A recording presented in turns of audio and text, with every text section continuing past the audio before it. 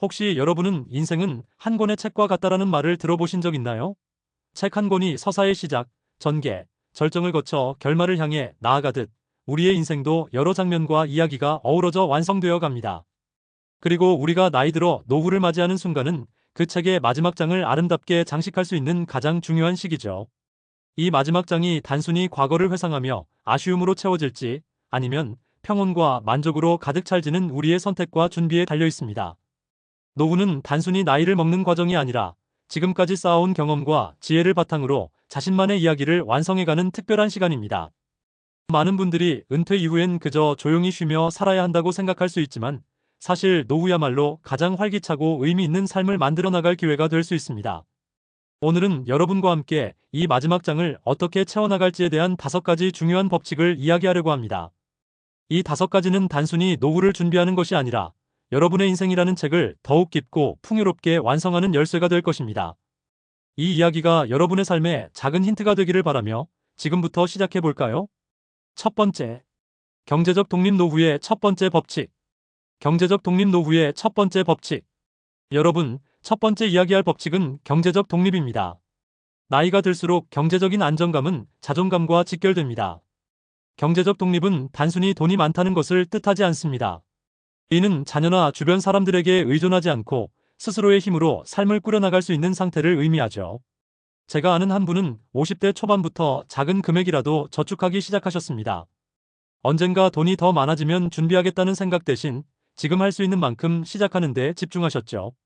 이분은 매달 10만 원씩 꾸준히 저축했는데 20년이 지난 지금 그 돈은 자식들에게 손 벌리지 않고도 자신의 삶을 책임질 수 있는 든든한 기반이 되었습니다. 또 다른 사례를 들어볼게요. 은퇴 후에 직장을 그만둔 한 분은 자신의 취미를 통해 수익을 내는 방법을 찾으셨습니다. 작은 뜨개질 작품을 만들어 지역 시장에 내놓았는데 의외로 반응이 좋아 지금은 소소한 수익을 얻으며 경제적 독립을 유지하고 있습니다. 돈을 벌 수 있는 일은 꼭 젊을 때만 있는 게 아니더라라는 그분의 말이 인상적이었습니다. 여러분도 지금부터 시작할 수 있습니다. 가장 쉬운 방법은 매달 일정 금액을 자동 이체로 저축하는 것입니다. 만약 더 여유가 있다면 연금 상품이나 소액 투자 상품을 검토해보는 것도 좋습니다. 중요한 건 돈의 액수가 아니라 꾸준히 실천하는 자세입니다. 미래의 평화를 위해 오늘 작은 변화를 만들어 보세요. 건강관리 인생 후반전의 필수 조건. 두 번째 법칙은 건강관리입니다. 건강은 돈으로 살 수 없는 가장 큰 자산이라는 말 한 번쯤 들어보셨을 겁니다. 나이가 들수록 이 말의 의미는 더욱 깊어지죠. 건강이 없다면 우리가 노후에 꿈꾸는 어떤 행복도 이루기 어려울 겁니다. 제 이웃 중 한 부부는 매일 아침 30분씩 산책하는 습관을 가지고 계십니다. 처음엔 무릎이 아프고 숨이 차서 몇 번이고 포기하고 싶었다고 하셨습니다. 하지만 꾸준히 걷는 동안 건강은 물론 부부간의 대화와 유대감도 더욱 깊어졌다고 말씀하셨죠. 이 작은 습관이 그들의 삶을 얼마나 풍요롭게 만들었는지 모릅니다. 또한 어르신은 요가를 통해 건강을 지키고 계십니다. 몸이 유연해지고 혈액순환이 좋아지는 것을 느끼며 매일 아침 요가 매트를 펴고 시간을 보내신다고 하셨어요. 그는 나이가 들수록 뻣뻣해지는 몸을 풀어주는 시간이 하루의 활력을 만들어준다고 말씀하셨습니다. 여러분도 지금 당장 할 수 있는 작은 것부터 시작해보세요.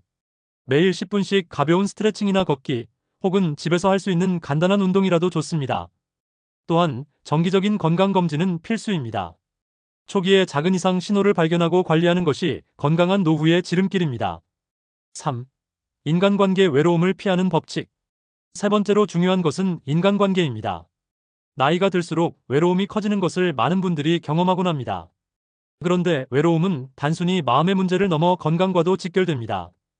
연구에 따르면 외로움은 흡연이나 비만만큼 건강에 해롭다고 합니다. 제가 아는 김 선생님은 은퇴 후 지역 커뮤니티 모임에 가입하셨습니다. 처음엔 낯선 사람들과 어울리는 것이 쉽지 않았지만 시간이 지나면서 모임에서 얻는 즐거움이 크다고 하셨습니다. 함께 책을 읽고 대화하며 또 다른 사람들의 삶을 통해 배우는 점도 많다고 말씀하셨죠. 이 모임은 단순히 시간을 보내는 활동이 아니라 서로의 지혜와 경험을 나누는 귀한 장이 되었습니다.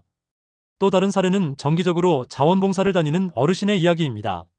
그는 내가 누군가에게 필요한 존재라는 걸 느낄 때 내 삶도 더 가치 있다고 느껴진다고 말씀하셨습니다.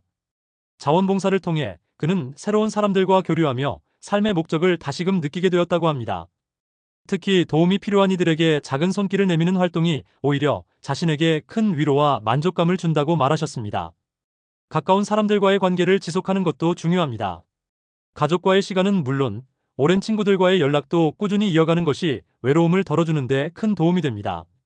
작은 문자 메시지나 간단한 안부 전화로도 관계는 유지될 수 있습니다. 또한 지역의 문화센터, 체육관, 동호회 등에서 비슷한 관심사를 가진 사람들을 만나 새로운 인간관계를 만들어 보세요. 중요한 건 관계를 유지하고 확장하려는 노력이 필요하다는 점입니다. 4. 자아실현 나만의 시간을 가지기. 네 번째로는 자아실현에 대해 이야기해 보겠습니다.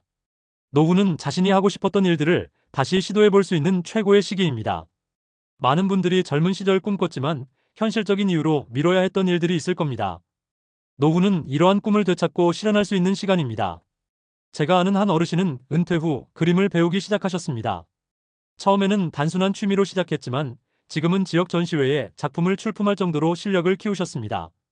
젊었을 땐 일과 가족 때문에 꿈을 접어야 했지만 지금은 온전히 내 시간을 활용할 수 있어서 행복하다고 말씀하셨습니다. 그림은 단순한 취미를 넘어 삶의 활력이 되었고 그분의 삶에 새로운 의미를 더했습니다.